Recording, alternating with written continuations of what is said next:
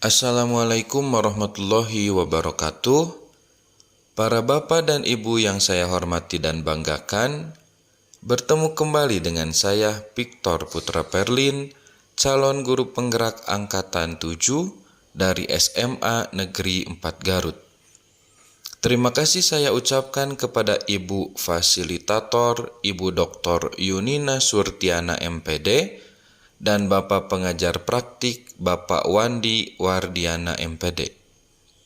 Para Bapak dan Ibu, pada kesempatan ini saya akan memaparkan demonstrasi kontekstual modul 1.4 mengenai budaya positif, yaitu penerapan segitiga restitusi.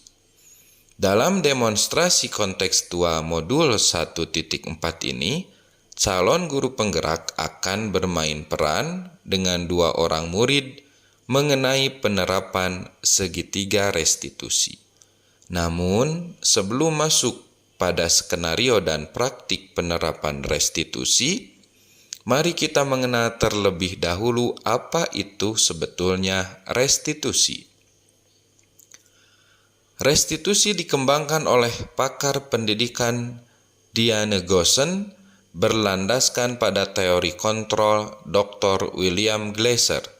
Menurut Diane Goossen, pada tahun 2004, restitusi diartikan sebagai proses menciptakan kondisi bagi murid untuk memperbaiki kesalahan mereka, sehingga mereka bisa kembali pada kelompok mereka dengan karakter yang kuat. Restitusi bukan untuk menebus kesalahan, melainkan sebuah tawaran dan bukan paksaan, sehingga dengan restitusi murid memiliki tujuan, disiplin positif, dan memulihkan dirinya dengan melakukan inisiatif sendiri dalam menghargai dan melakukan nilai-nilai kebajikan, bukan untuk menyenangkan orang lain atau menghindari ketidaknyamanan. Segitiga restitusi adalah suatu proses dialog yang dijalankan oleh guru atau orang tua agar dapat menghasilkan murid yang mandiri dan bertanggung jawab. Proses dialog ini terdiri dari 3 langkah, yaitu menstabilkan identitas, validasi tindakan yang salah, dan menanyakan keyakinan. Setelah kita mengetahui mengenai apa itu restitusi, marilah kita saksikan skenario dan praktik penerapan segitiga restitusi berikut ini. Skenario pertama yaitu mengenai siswa yang tertidur di kelas, dan skenario kedua mengenai siswa yang terlibat pertengkaran dengan rekannya. Pada skenario 1, terdapat siswa yang tertidur di kelas dikarenakan pada malam harinya siswa tersebut menonton pertandingan sepak bola Piala Dunia hingga larut malam, sehingga keesokan harinya dia tertidur di kelas. Mendapati kejadian tersebut, maka calon guru penggerak berbincang dengan siswa tersebut, dan dalam mengatasi permasalahan ini, calon guru penggerak menggunakan pendekatan segitiga restitusi.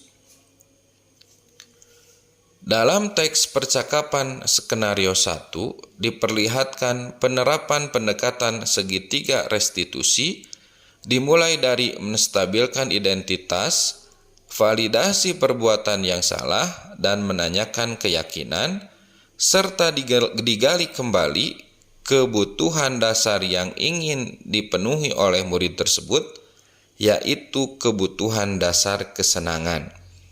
Selain itu pula, pada teks skenario 1, calon guru penggerak menanyakan tentang keyakinan kelas yang bersesuaian dengan permasalahan, yaitu keyakinan kelas disiplin dan saling menghormati. Marilah kita bersama-sama menyaksikan praktik penerapan segitiga restitusi dalam penanganan permasalahan. Assalamualaikum. Waalaikumsalam. Silakan duduk, Repan. Bagaimana kabarnya hari ini? Sehat? Alhamdulillah baik Pak. Ngomong Pak, kata Butin Bapak mencari saya ya. Kira-kira ada keperluan apa ya Pak? Oh iya, betul sekali. Tidak apa-apa, Bapak hanya ingin berbincang ringan dengan Revan. Akhir-akhir ini, Revan terlihat sedikit kelelahan dan sering mengantuk pada pelajaran matematika. Kalau boleh tahu, sebetulnya apa masalahnya sehingga Revan sering terlihat mengantuk pada pelajaran matematika? Iya betul Pak. Saya beberapa hari ini sering ketiduran di kelas, baik di pelajaran Bapak maupun di pelajaran lainnya. Hal ini dikarenakan saya menonton Piala Dunia sepak bola Pak hingga larut malam, sehingga pada keesokan harinya saya mengantuk dan ketiduran pada saat pembelajaran. Oh, memang betul sekali. Bulan ini merupakan bulan Piala Dunia sepak bola. Setiap orang tentu tidak ingin melewatkan momen langka ini karena memang momen langka ini terjadi 4 tahun sekali. Bapak pun sebetulnya tidak ingin melewatkan satu pertandingan pun pada Piala Dunia ini. Betul sekali Pak. Apalagi minggu ini sudah masuk babak perempat final. Jadi pertandingannya seru-seru semua. Iya, betul sekali. Namun, apabila pertandingannya ditayangkan jam 2 pagi, biasanya Bapak tidak suka menonton. Bapak gunakan waktu tersebut untuk beristirahat karena keesokan harinya Bapak harus bekerja. Apabila pertandingan ditayangkan jam 2 pagi, Bapak menonton tayangan ulangnya pada siang hari. Ya betul juga ya Pak, daripada kita mengganggu waktu istirahat kita untuk menonton sepak bola, lebih baik waktu tersebut kita gunakan untuk tidur agar saya juga tidak ketiduran pada saat jam pelajaran. Iya, betul sekali, Revan. Kita kan masih bisa menonton tayangan ulangnya pada siang hari. Bapak sekarang ingin bertanya kepada Revan. Apakah menurut Revan tertidur pada saat pembelajaran itu apakah merupakan sesuatu yang baik atau bukan? Tidak Pak, menurut saya tertidur di kelas itu perbuatan yang tidak baik, dan saya juga menjadi merasa malu terhadap diri saya sendiri, guru-guru dan teman-teman saya yang berada di kelas pada saat itu. Iya, betul sekali. Revan masih ingat kan keyakinan kelas di kelas 11 MIPA 6 yang kita yakini bersama-sama. Menurut Revan, ketika Revan tertidur di kelas, keyakinan kelas mana yang tidak Revan gunakan pada saat pembelajaran tersebut? Iya Pak, saya masih ingat apabila saya tertidur di kelas, artinya saya tidak menghargai orang lain dan saya tidak disiplin. Sedangkan keyakinan kelas saya adalah selalu menghargai orang lain dan disiplin, baik itu di kelas, di lingkungan sekolah, ataupun di luar sekolah. Betul sekali, Revan. Saling menghormati dan menghargai merupakan sesuatu yang penting dalam berinteraksi.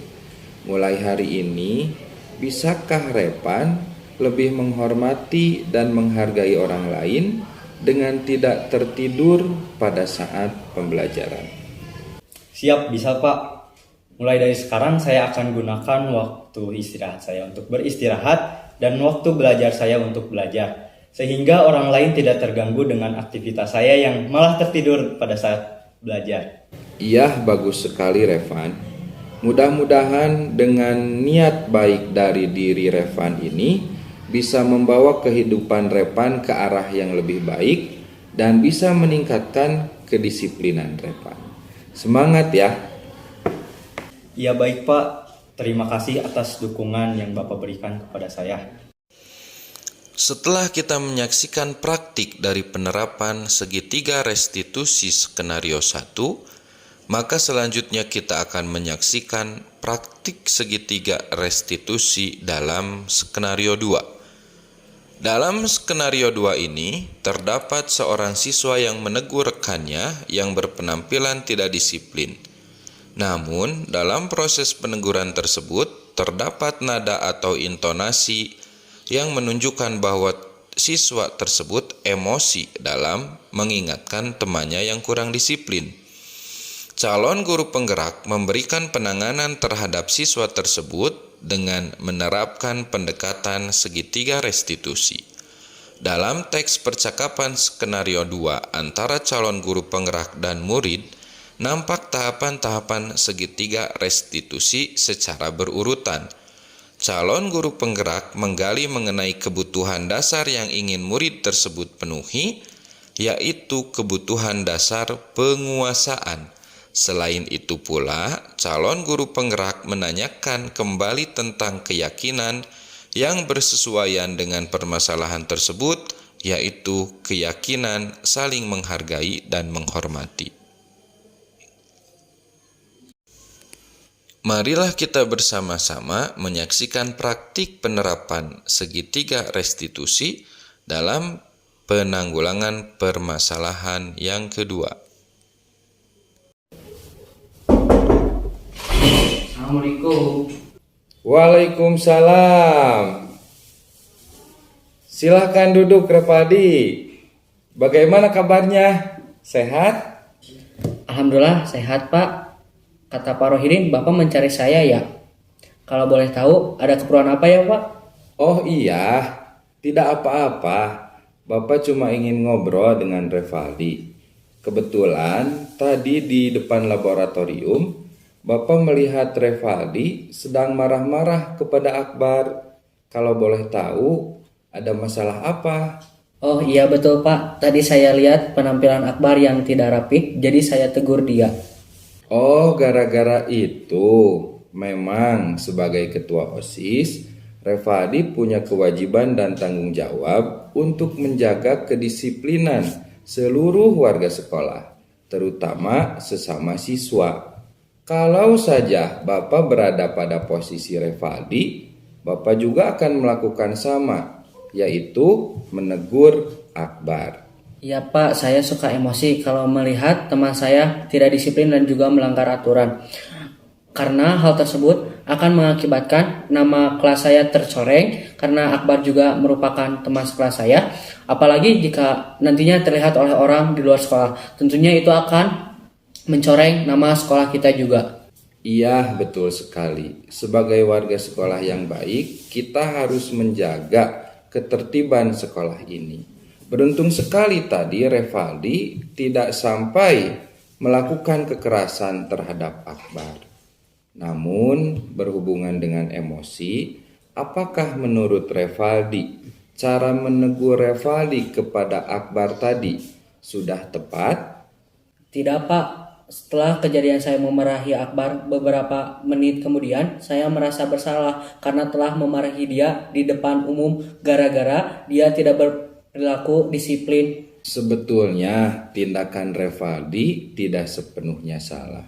Kecintaan Revaldi terhadap sekolah ini membuat Revaldi merasa bertanggung jawab untuk senantiasa menjaga kedisiplinan seluruh warga sekolah ini.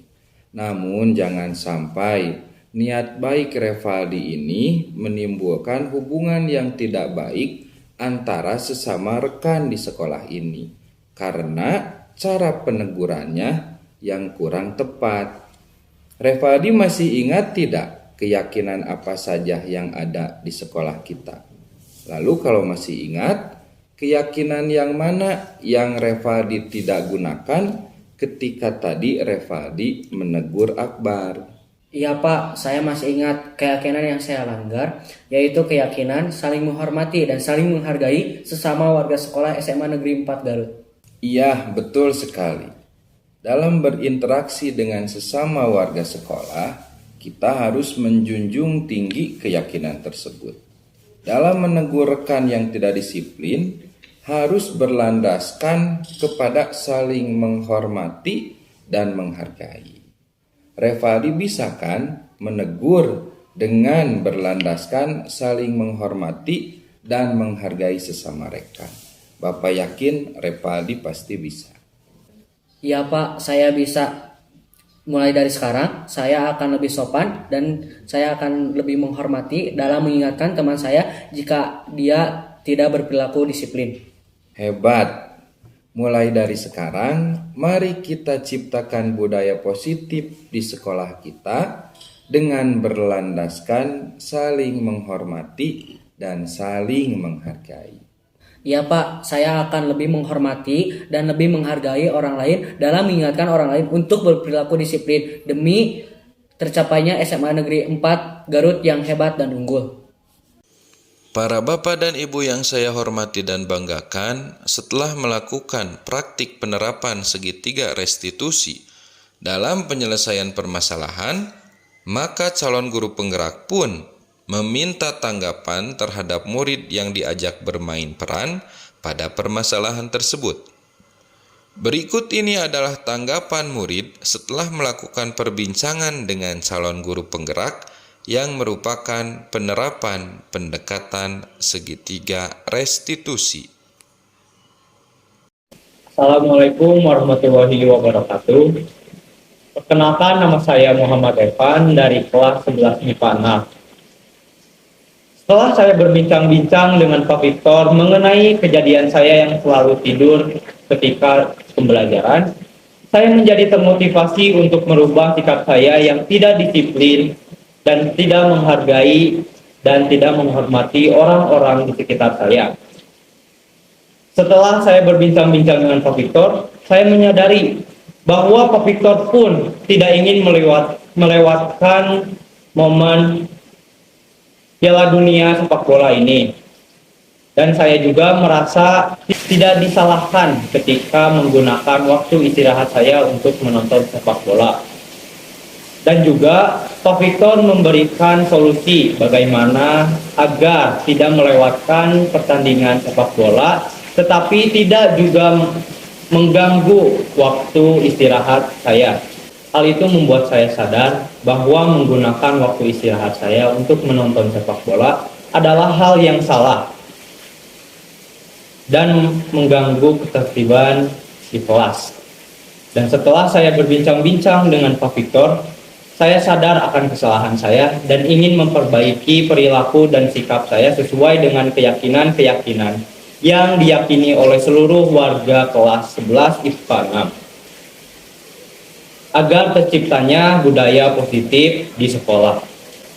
Sekian dan terima kasih. Mohon maaf bila ada kesalahan. Wassalamualaikum warahmatullahi wabarakatuh. Assalamualaikum warahmatullahi wabarakatuh. Saya Revaldi Rizky Febrian, Ketua OSIS SMA Negeri 4 Garut. Setelah saya berbincang-bincang dengan Pak Victor mengenai kejadian tentang saya menegur rekan saya dengan marah-marah, saya menjadi paham bahwa tindakan tersebut merupakan tindakan yang kurang tepat. Seharusnya saya menegur teman saya dengan cara yang mencerminkan sikap saling menghormati dan menghargai sesama siswa atau murid. Saya juga menjadi paham dan mengerti karena ketika berbincang dengan Pak Victor, beliau tidak menyalahkan saya atau menyudutkan saya. Namun beliau malah memberikan pernyataan-pernyataan yang membuat saya menjadi paham dan menyadari kesalahan saya.